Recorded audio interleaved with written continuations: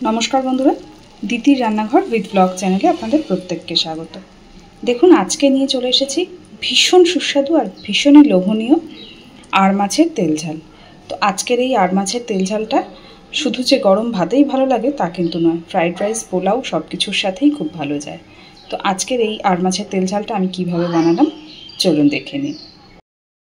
देखुन बंधुरा आड़ माछेर तेल झाल करार जन्य कड़ाईते तेलटा खूब भालोभाबे गरम करे निয়েছি আর এইবার গ্যাসের ফ্লেমটাকে একদম কমিয়ে দেব।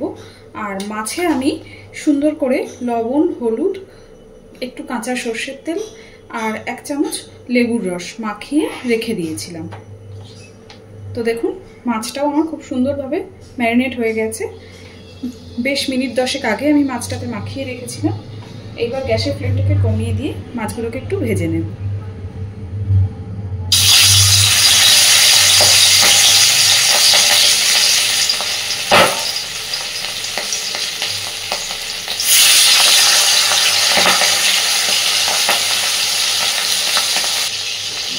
যেহেতু এই ধরনের তৈলাক্ত মাছ ভীষণ ফাটে, ওই জন্য গ্যাসের ফ্লেমটাকেও একদম কমে দিয়ে আস্তে আস্তে মাছটা ভাজতে হবে।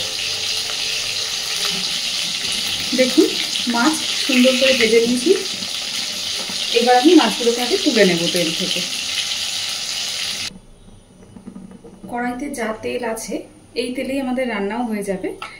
আর এইবার আমি একটা মশলা আগে থেকে রেডি করে রেখেছিলাম, একটা পেস্ট রেডি করে রেখেছি। দেখুন আমি একসাথে করে একটা বড় সাইজের টমেটো, 7 থেকে 8 কোয়া রসুন আর মিডিয়াম সাইজের একটা পেঁয়াজ, মিডিয়ামের থেকে একটু ছোট সাইজের একটা পেঁয়াজ একসাথে করে বেটে রেখেছি। এইবার এই মশলাটা তেলের মধ্যে দিয়ে দেব। আমি আবারও একবার বলে দিই, একটা বড় সাইজের টমেটো, 7 থেকে 8 কোয়া রসুন আর মিডিয়ামের থেকেও একটু ছোট সাইজের একটা পেঁয়াজ আমি একসাথে করে বেটে রেখেছি।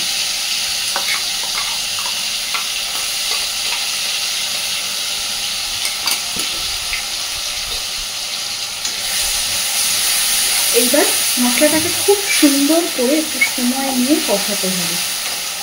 আর মশলাটা কষানোর সময়ও গ্যাসের ফ্লেমটা আমি লো টু মিডিয়ামে রেখেছি। দিয়ে দিচ্ছি একটা চেরা কাঁচা লঙ্কা,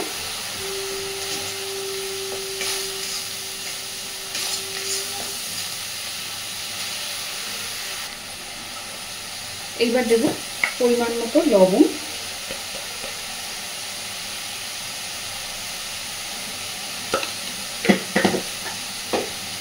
দিচ্ছি হলুদ গুঁড়ো,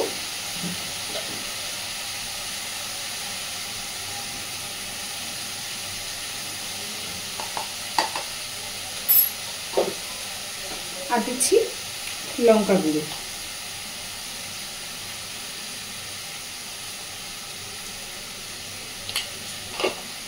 মশলাটা যাতে পুড়ে না যায় মিক্সির বাটিটা ধুয়ে দিয়ে দেবো সামান্য একটু জল।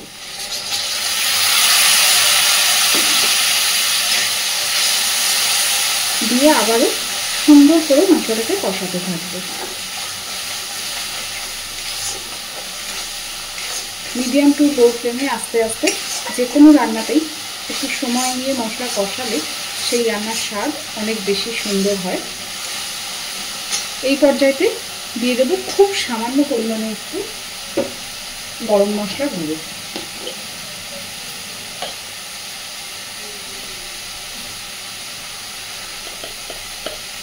গরম মশলা গুঁড়োটা আমি খুব সামান্য ব্যবহার করেছি।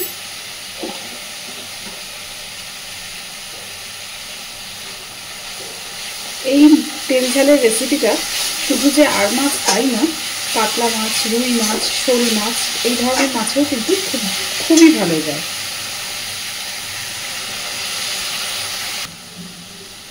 দেখুন মশলা থেকে সুন্দরভাবে তেল ছাড়তে শুরু করেছে।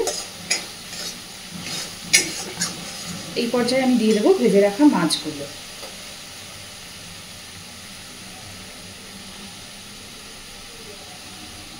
এই রেসিপিটা যদি আপনারা কাতলা মাছের সাথে কাতলা মাছ দিয়ে করে পোলাওয়ের সাথে সার্ভ করেন সেটাও কিন্তু খেতে অসম্ভব ভালো হয়।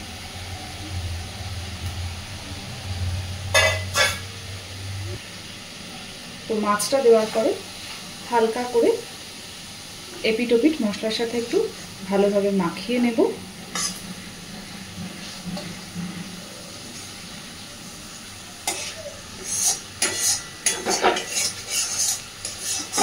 ভালোভাবে মশলাটা কষানো হয়েছে, সুন্দরভাবে তেল ছেড়ে গেছে।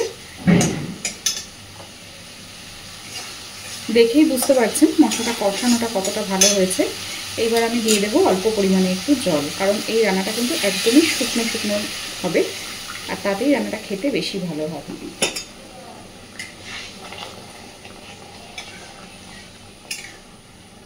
মিনিট 2-3 ঢাকা দিয়ে রাখবো।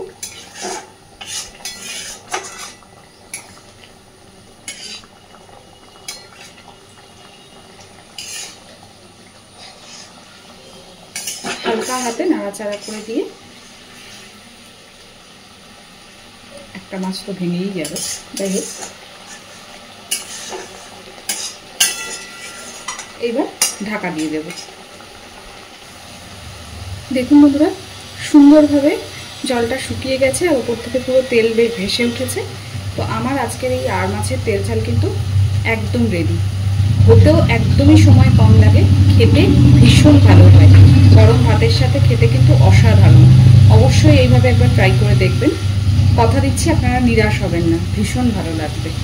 এবার আমি গ্যাসের ফ্লেমটাকে অফ করে দিলাম, আর এইভাবেই আমি ঢাকা দিয়ে আরও মিনিট 10 রেখে দেব, তারপর সার্ভ করব। তো আজকের আমার এই খুব সহজ, খুব সিম্পলভাবে আর মাছের তেল ঝালটা আপনাদের কেমন লেগেছে আমাকে অবশ্যই জানাবেন। আর প্লিজ আমার চ্যানেলটাকে লাইক, শেয়ার এবং সাবস্ক্রাইব করে আমার পাশে থাকবেন। আর এতক্ষণ আমার সাথে থাকার জন্য অসংখ্য ধন্যবাদ।